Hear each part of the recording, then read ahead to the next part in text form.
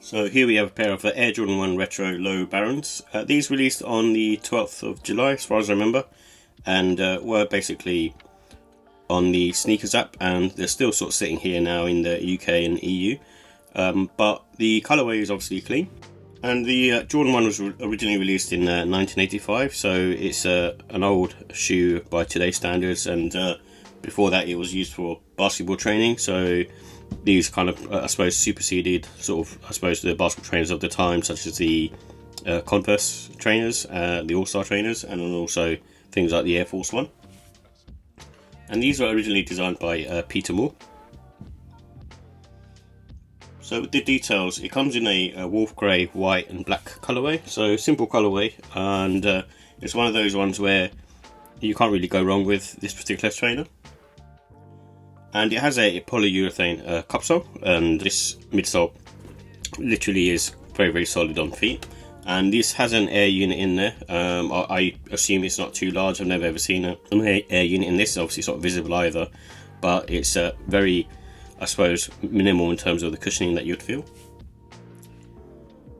And this has a all leather construction, so the material on this is all leather, and it's not too bad. And from the feeling of it, I think the leather on the toe box area is probably nicer, in my opinion, around the mudguard area, because it's got sort of wrinkles in it and feels of nice quality. But the rest of it is kind of this lacquered type Jordan 1, and the price was £145.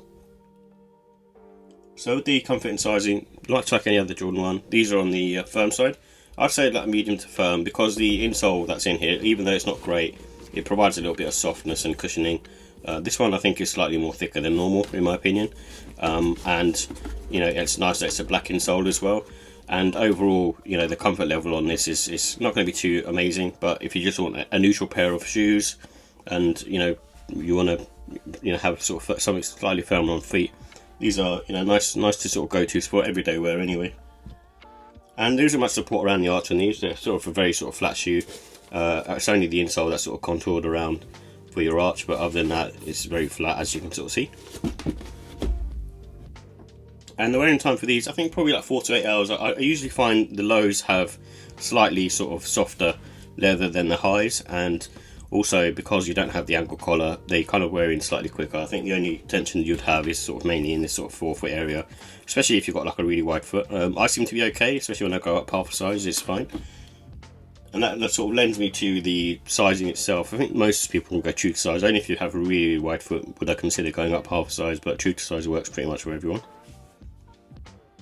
And these obviously have great grip as well, so being a, you know, traction with the radial pattern on the front, it's really good for switching direction and for lateral movements. And then also obviously on the back as well, you've got this nice sort of grippy texture, and it feels very, very sturdy on feet. So with the look and style, I like the neutral colourway. It's obviously white, black and grey, so you can't go wrong with that.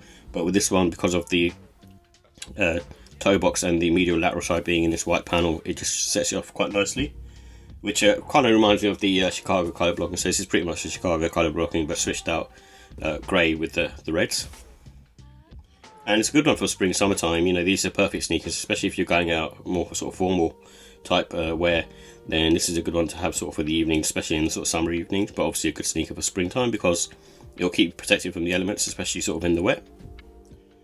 And it's a good one for casual and smart casual. I think Jordan 1s have now sort of stood the test of time, and they look more like almost, you know, that you can pass them off as sort of shoes, especially the lows as well.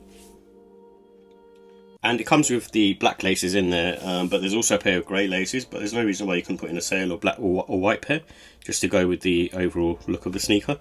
And I actually think white would look quite nice in these because of the fact that you've got the white tongue. So with the final thoughts, I do like the Chicago colour blocking in this, and I think the style of it just looks really sort of minimal and sort of straightforward, but at the same time I think it's underrated at the moment, because it obviously are not selling out because Jordan 1s aren't popular anymore. And like I said, I just like the neutral colourway in general. It's one of those ones that you can pretty much wear with anything, especially because of the white panels. The cons, I think the cost is, again, Jordan 1s, you know, they're all sort of sitting at the moment, and maybe it's partly due to fatigue, partly due to the cost as well, because the cost on these are really high, £145. and you know, I think Jordan 1s are still selling, but not at the rate that they were before. So with the ratings, I give the look and style a 5 out of 5. I think it's, you know, a nice, really nice looking sneaker. And if you're in the lookout for a Jordan 1 and you want something neutral, then you can't go much better than these, in my opinion. I'm going to give it a 3. It's standard stuff. It's not like it's horrible, but don't expect cushioning or anything like that. It's just a very sort of neutral trainer. And the quality, I'd give it a 4. I don't think it's too bad. I think the leather materials on this, like I said, especially around the mudguard area, it feels nice, and it's got that kind of wrinkly effect going on. And it feels sort of nice and sort of soft to the touch. And obviously the other panels are okay, but you know, they do the job.